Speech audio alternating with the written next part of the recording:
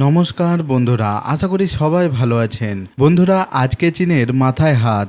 চীনের army হেডকোয়ার্টারে red alert জারি করা হয়েছে। কেন জানেন? কারণ চীনের J-20 স্টেলথ ফাইটারকে বিশ্বের রাডার ফাঁকি দেওয়ার রাজা বলা হয়, ভারতের এই নতুন সিস্টেম তাকে সেরফ উড়ন্ত টিনের বাক্সে পরিণত করে ফেলেছে। এতদিন আমরা ভাবতাম রাশিয়ার S-400 ছাড়া ভারতের আকাশ সুরক্ষিত নয়, কিন্তু সময় বদলে গেছে। পুতিন এখন নিজের ঘর বাঁচাতেই হিমশিম খাচ্ছেন। ইউক্রেন যুদ্ধ ভারতকে শিখিয়েছে বিপদের সময় অন্যের তলোয়ার দিয়ে নিজের গর্দান বাঁচানো যায় না। আর ঠিক এই জেদ থেকেই জন্ম নিয়েছে প্রজেক্ট কুসা।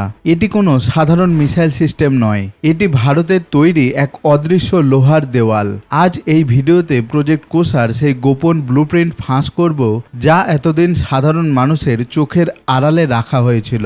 ভিডিওর একটি সেকেন্ডও মিস করবেন না, কারণ আজ আপনি একটা দেশের আসল সার্বভৌমত্বের গল্প শুনতে যাচ্ছেন। আর ভিডিওটি শেষ পর্যন্ত দেখে যদি ভালো লাগে তাহলে একটি লাইক অবশ্যই করে যাবেন। আর আমাদের চ্যানেলটিকে যদি সাবস্ক্রাইব না করে থাকেন তাহলে অবশ্যই সাবস্ক্রাইব করে রাখবেন। ভূ রাজনীতির একটা নির্মম সত্য আছে, আপনার ঢাল যদি অন্য কেউ বানিয়ে দেয় তবে যুদ্ধের সময় তার রিমোট কন্ট্রোলও অন্যের হাতেই থাকে। ভারত যখন রাশিয়ার থেকে $5 বিলিয়ন S-400 ট্যাম্প কিনেছিল, ভারত ভেবেছিল ভারত অজেয়, কিন্তু বাস্তব চিত্রটা ছিল অনেক কঠিন। ইউক্রেন যুদ্ধে যখন ভারত দেখল রাশিয়ার নিজস্ব S-400 সিস্টেমও ইউক্রেনের ড্রোন বা সাধারণ মিসাইলের সামনে মাঝে মধ্যে ব্যর্থ হচ্ছে, তার চেয়েও বড় সমস্যা হলো পার্টস এবং মিসাইল সাপ্লাই। রাশিয়া যখন নিজেই যুদ্ধে জড়িয়ে পড়ল, তখন ভারতের S-400 এর মেনটেন্যান্স নিয়ে প্রশ্ন উঠে গেল। ভারত যদি আজ আক্রান্ত হয় তবে কি রাশিয়া নিজের যুদ্ধ ফেলে ভারতকে সাহায্য করতে আসবে? এই ভয়ঙ্কর অনিশ্চয়তা থেকেই ভারতীয় প্রধানমন্ত্রী এবং NSA অজিত দোভাল এক ঐতিহাসিক সিদ্ধান্ত নেন।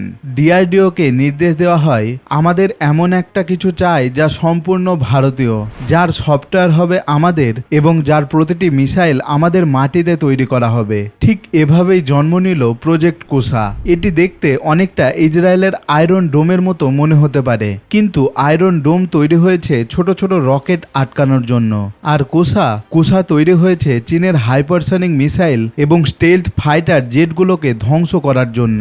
এখন প্রশ্ন হলো, চীনের J-20 তো রাডারে ধরা পড়ে না, তাহলে কুসা তাকে ধরবে কিভাবে? চীন দাবি করে তাদের স্টেলথ ফাইটার বিমানগুলো অদৃশ্য, কিন্তু প্রজেক্ট কুসার ডিজাইনাররা একটা মাস্টার স্ট্রোক খেলেছেন। কুসার ভিতরে লুকিয়ে আছে এক সাইলেন্ট কিলার, যার নাম হাইব্রিড সিকার টেকনোলজি। সাধারণ রাডার রেডিও তরঙ্গ পাঠিয়ে বিমান খোঁজে, স্টেলথ বিমানগুলো সেই তরঙ্গকে শুষে নেয় বা অন্য কোনো দিকে পাঠিয়ে দেয়। কিন্তু কুসার রাডার শুধু তরঙ্গের ওপর নির্ভর করে না, সে বাতাসের সূক্ষ্মতম তাপমাত্রার পরিবর্তন রিড করতে পারে। সহজ ভাষায় বুঝুন, একটি বিমান যতই অদৃশ্য হোক না কেন, তার ইঞ্জিন থেকে প্রচণ্ড গরম বাতাস বের হবেই। আর যখন সেই গরম বাতাস বায়ুমণ্ডলে আলোড়ন সৃষ্টি করে, কুসার অত্যাধুনিক ইনফ্রারেড সেন্সর তাকে 300 কিলোমিটার দূর থেকেই চিনে ফেলে। পাইলট বুঝতেই পারবে না যে সে ভারতের রাডারে লক হয়ে গেছে। লাদাখ বা অরুণাচল সীমান্ত পার হওয়ার অনেক আগেই চীনের গর্বিত পাইলটরা মাঝ আকাশে আগুনের গোলায় পরিণত হবে। প্রজেক্ট কুসার আসল শক্তি হলো এর 3 টায়ার ডেথ ট্র্যাম্প বা মৃত্যুর 3 স্তরীয় ফাঁদ। প্রথম স্তরে এটি 150 কিলোমিটারের মধ্যে যে কোনো হুমকিকে ধ্বংস করবে। দ্বিতীয় স্তরে এটি 250 কিলোমিটারের রেঞ্জে কাজ করবে। তৃতীয় স্তরে এটি 300 থেকে 400 কিলোমিটার পর্যন্ত লম্বা হাত বাড়াতে পারে।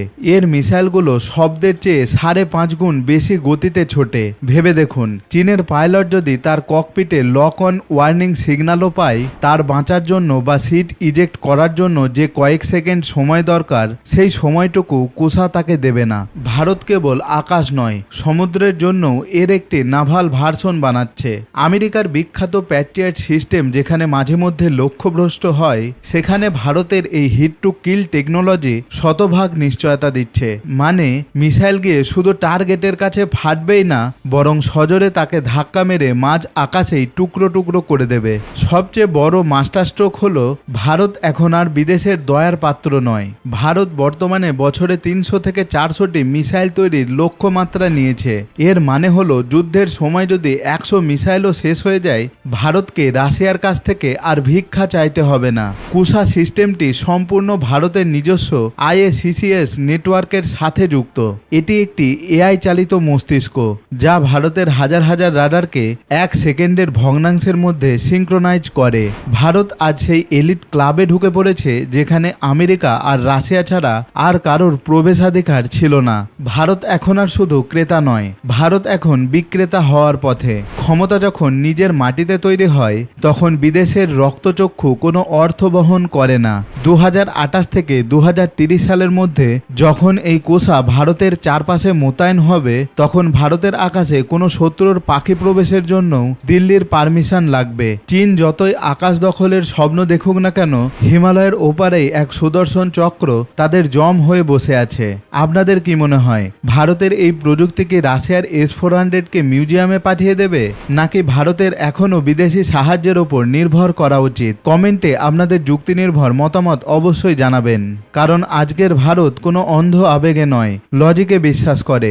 ভিডিওটি আপনার সেই বন্ধুদের সাথে শেয়ার করুন যারা এখনও মনে করে ভারত প্রযুক্তিতে পিছিয়ে আছে। মনে রাখবেন, ভারত আর এখন শুধু অনুরোধ করে না, ভারত এখন নিজের অধিকার বুঝে নিতে জানে। বন্ধুরা, আজকের মতো এই পর্যন্তই। দেখা হবে পরবর্তী ভিডিওতে। ততক্ষণ পর্যন্ত ভালো থাকবেন, সুস্থ থাকবেন আর সকলকে ভালো রাখার চেষ্টা করবেন।